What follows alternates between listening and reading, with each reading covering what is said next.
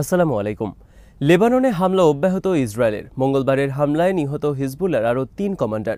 উত্তর ইসরায়েলে ৩ শতাধিক মিসাইল হামলা হিজবুল্লাহর। জর্ডান ভ্যালিতে ইসরায়েলের সামরিক ঘাঁটিতে হামলা ইরাকি মিলিশিয়া বাহিনীর। লেবাননে ইসরায়েলের নির্বিচারে হামলার উদ্দেশ্য নিয়ে প্রশ্ন আন্তর্জাতিক অঙ্গনে। ইসরায়েলি সেনাপ্রধান মঙ্গলবার বলেছেন, লেবাননে আরও বড় হামলা চালানো হবে। ইউক্রেনের প্রেসিডেন্ট জেলেন্সকি বলেছেন, শেষের পথে রাশিয়া ইউক্রেন যুদ্ধ। জেলেন্সকিকে ইতিহাসের সেরা সেলসম্যান আখ্যায়িত ট্রাম্পের। বিরিভিউজ ইনফোটেইনমেন্টে স্বাগত জানাচ্ছি আমি তাসনিম হোসাইন। আজ জানাবো প্রতিরক্ষা সংক্রান্ত গুরুত্বপূর্ণ কিছু খবর। গাজার মতো লেবাননে চলছে ইসরায়েলের নির্বিচারে বিমান হামলা। মঙ্গলবার ইসরায়েলের হামলায় লেবাননে নিহত হয়েছেন হিজবুল্লাহর অনেক শীর্ষস্থানীয় কমান্ডার ইব্রাহিম কুবাইস। ইসরায়েল আর্মি দাবি করেছে, নিহত ইব্রাহিম কুবাইস ছিলেন হামাসের মিসাইল ফোর্সের প্রধান। হামলায় তার সাথে নিহত হয়েছে আরও 2 হিজবুল্লাহ কমান্ডার। সোমবারের পরও ইসরায়েল মঙ্গলবারও নির্বিচারে হামলা চালিয়েছে লেবাননে। ইসরায়েল সেনাপ্রধান হার্জি হালেভি মঙ্গলবার বলেছেন, লেবাননে হামলা আরও তীব্র করা হবে। ইসরায়েলে লেবাননে নির্বিচারে হামলার পর গাজার পরিণতি বরণ করল লেবাননের রাজধানী বৈরুতের দক্ষিণ এলাকাসহ গোটা দক্ষিণ লেবানন। ইসরায়েলের হামলার ফলে হাজার হাজার মানুষ বাড়িঘর ছেড়ে পালাচ্ছে জীবন রক্ষার্থে। কিন্তু কোথায় হবে তাদের নিরাপদ আশ্রয় তা জানে না তারা। সোম এবং মঙ্গলবার ইসরায়েলের বিমান হামলায় লেবাননের বেসামরিক নিহতের সংখ্যা ছাড়িয়েছে 600। আহত হয়েছে কয়েক হাজার মানুষ। লেবাননের রাজধানী বৈরুতের দক্ষিণে দাহিয়া এলাকায় একটি ভবনে ইসরায়েলের টার্গেট হামলায় নিহত হয়েছেন হিজবুল্লাহ কমান্ডার ইব্রাহিম কুবাইস। তার সাথে নিহত হয়েছেন আরও 6 জন। হিজবুল্লাহর পক্ষ থেকে স্বীকার করা হয়েছে ইব্রাহিম কুবাইসের নিহতের ঘটনা। ইসরায়েলের বিভিন্ন গণমাধ্যমে প্রকাশিত হয়েছে লেবাননে ইসরায়েলের ধ্বংসাত্মক হামলার ভিডিও। মঙ্গলবার উত্তর ইসরায়েলে আরেক দফা মিসাইল বর্ষণ করেছে হিজবুল্লাহ।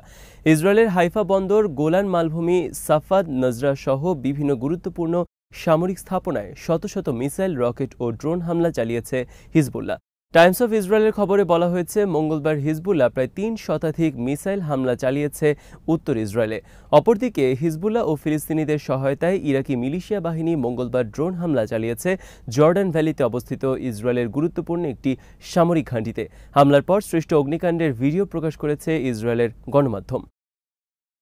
আল জাজিরা সহ বিশ্বের বিভিন্ন দেশের গণমাধ্যমের বিশ্লেষকরা লেবাননে ইসরায়েলের হামলার জন্য দায়ী করেছে যুক্তরাষ্ট্রের বাইডেন প্রশাসনকে। তাদের মতে, বাইডেন প্রশাসন গাজা যুদ্ধ বন্ধে কোনো পদক্ষেপ নেয়নি, বরং ইসরায়েলকে অস্ত্র দেয়া সহ সব ধরনের সহায়তা করেছে গাজায় হাজার হাজার বেসামরিক মানুষ হত্যায়। এখন লেবাননের ক্ষেত্রেও একই নীতি অবলম্বন করছে যুক্তরাষ্ট্র। তাদের সমর্থনে ইসরায়েল এভাবে গাজা ও পশ্চিম তীরের পর লেবাননে নির্বিচারে হত্যায় মেতে উঠেছে। বাইডেন প্রশাসন কেবল মুখেই বলে চলেছে তারা মধ্যপ্রাচ্যে যুদ্ধ চায় না, কিন্তু বাস্তবে তারাই ইসরায়েলকে যাবতীয় সহযোগিতা করে যাচ্ছে যুদ্ধের ক্ষেত্রে। ইসরায়েলের প্রতি মধ্যপ্রাচ্যের অন্য কোনো দেশ যেন পাল্টা হামলা চালাতে না পারে, সেজন্য যুক্তরাষ্ট্র মধ্যপ্রাচ্যে প্রস্তুত রেখেছে তার সমস্ত সামরিক ঘাঁটি, মোতায়েন করেছে শক্তিশালী সব রণতরী। মঙ্গলবার ইসরায়েল লেবাননে হামলার সাথে সাথে যুক্তরাষ্ট্র মধ্যপ্রাচ্যে আরও সেনা মোতায়েনের ঘোষণা দিয়েছে। অ্যামনেস্টি, আন্তর্জাতিক বিভিন্ন মানবাধিকার সংস্থার পক্ষ থেকেও বলা হয়েছে, ইসরায়েল অনবরত মানবাধিকার এবং যুদ্ধের সমস্ত আন্তর্জাতিক আইন লঙ্ঘন করে চলছে বিশ্ববাসীর সামনে। বিবিসি সহ বিশ্বের বিভিন্ন গণমাধ্যমে প্রশ্ন তোলা হয়েছে লেবাননকে আরেকটি গাজা বানানোর ইসরায়েলি পরিকল্পনা নিয়ে। বুধবার বিবিসির এক বিশ্লেষণে বলা হয়েছে, গত সপ্তাহে মঙ্গল ও বুধবার হিজবুল্লাহর বিরুদ্ধে পেইজার এবং ওয়াকিটকি হামলা ছিল ইসরায়েলের একটি স্মার্ট যুদ্ধের অংশ। এরপর তারা শুক্রবার টার্গেটে হামলার মাধ্যমে হত্যা করেছে হিজবুল্লাহর 2 শীর্ষস্থানীয় কমান্ডারকে। এ ধরনের সফল অপারেশনের পর কেন তারা রাজধানী বৈরুতের মতো ঘনবসতিপূর্ণ এলাকায় নির্বিচারে বিমান হামলা চালিয়ে বেসামরিক মানুষ হত্যা করছে তা নিয়ে গুরুতর প্রশ্ন দেখা দিয়েছে। অনেকের মতে, গত 1 বছরের যুদ্ধে হিজবুল্লাহর হামলায় লণ্ডভণ্ড হয়ে গেছে উত্তর ইসরায়েল। তারই প্রতিশোধ নিচ্ছে ইসরায়েল লেবাননে। উত্তর ইসরায়েলের মতো তারাও এবার দক্ষিণ লেবানন সহ বিভিন্ন এলাকাকে লণ্ডভণ্ড করে দেবে এবং বসবাসের অনুপযুক্ত এলাকায় পরিণত করবে। ইসরায়েল বলছে, দখলীকৃত উত্তর ইসরায়েলে যেন সেটলাররা নিরাপদে বাস করতে পারে, সেজন্য লেবাননে হিজবুল্লাহর বিরুদ্ধে অভিযান শুরু করেছে তারা। হিজবুল্লাহর হামলার কারণে উত্তর ইসরায়েল থেকে যারা পালিয়ে গেছে তাদের সবাইকে ফিরিয়ে আনা তাদের লক্ষ্য। অনেকের মতে, উত্তর ইসরায়েলে সেটলারদের ফিরিয়ে আনাকে অজুহাত হিসেবে ব্যবহার করছেন নেতানিয়াহু, কারণ লেবাননে হামলা শুরুর পর নতুন করে উত্তর ইসরায়েল থেকে পালাতে শুরু করেছে অনেকে। গাজায় ইসরায়েল যুদ্ধ শুরুর পর উত্তর ইসরায়েল থেকে পালিয়ে গেছে লক্ষাধিক ইসরায়েলি।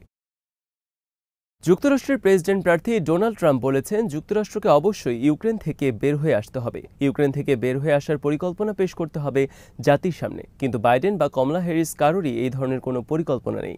তারা আমাদেরকে একটি অনন্ত যুদ্ধের দিকে ঠেলে দিয়েছে।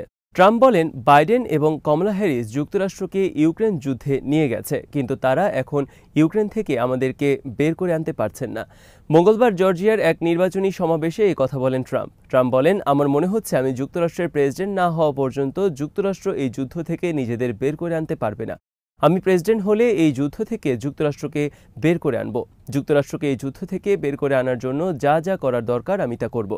বাইডেন বলেছেন, বিজয়ী না হওয়া পর্যন্ত এই যুদ্ধ চলবে। ট্রাম্প প্রশ্ন রেখে বলেন, কিন্তু রাশিয়া বিজয়ী হলে তখন কি হবে? তারা হিটলারকে হারিয়েছে, তারা নেপোলিয়নকেও হারিয়েছে, এখনও তারা সেটাই করছে। ইউক্রেনকে তারা পরাজিত করবে।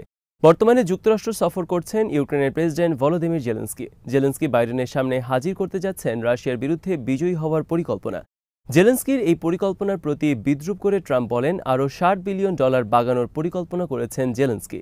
যতদিন ডেমোক্রেটরা ক্ষমতায় থাকবে ততদিন পর্যন্ত এভাবে জেলেনস্কি যুক্তরাষ্ট্রে আসবেন আর $60 বিলিয়ন করে নিয়ে যাবেন। ট্রাম্প বলেন, জেলেনস্কি হলেন ইতিহাসের সবচেয়ে সেরা সেলসম্যান। যতবারই সে যুক্তরাষ্ট্রে আসে ততবারই $60 বিলিয়ন নিয়ে চলে যায়। জেলেনস্কি এখন চাচ্ছেন যুক্তরাষ্ট্রের দীর্ঘপাল্লার মিসাইলের সাহায্যে রাশিয়ার অভ্যন্তরে আক্রমণ চালাতে। এ বিষয়ে তিনি জো বাইডেনের সাথে আলোচনা করবেন চলমান সফরে। মঙ্গলবার প্রকাশিত এবিসি নিউজকে দেওয়া সাক্ষাৎকারে জেলেনস্কি বলেছেন, ইউক্রেন রাশিয়া যুদ্ধ শেষের পথে, তবে এজন্য রাশিয়ার সাথে আলোচনার প্রয়োজন নেই। যুদ্ধ শেষ করতে আমাদের এখন দরকার খুবই শক্তিশালী হওয়া। চলতি বছরই যুদ্ধ শেষ হয়ে যাবে যদি পশ্চিমারা আমাদের প্রয়োজন মতো সহায়তা করে। এবিসিকে দেয়া জেলেনস্কির সাক্ষাৎকারের জবাবে ক্রেমলিন মুখপাত্র দিমিত্রি পেসকভ বলেছেন, ইউক্রেন যুদ্ধ শেষ হবে যখন রাশিয়ার সব লক্ষ্য অর্জিত হবে। আজ এখানেই শেষ করছি। সমরাষ্ট্র, প্রতিরক্ষা ও কূটনীতির নানা তথ্য জানতে চোখ রাখুন বিডিভিউজ ইনফোটেইনমেন্টে। চ্যানেলটি ভালো লাগলে সাবস্ক্রাইব করুন। সংযুক্ত থাকুন আমাদের ফেসবুক পেজে। আল্লাহ হাফেজ।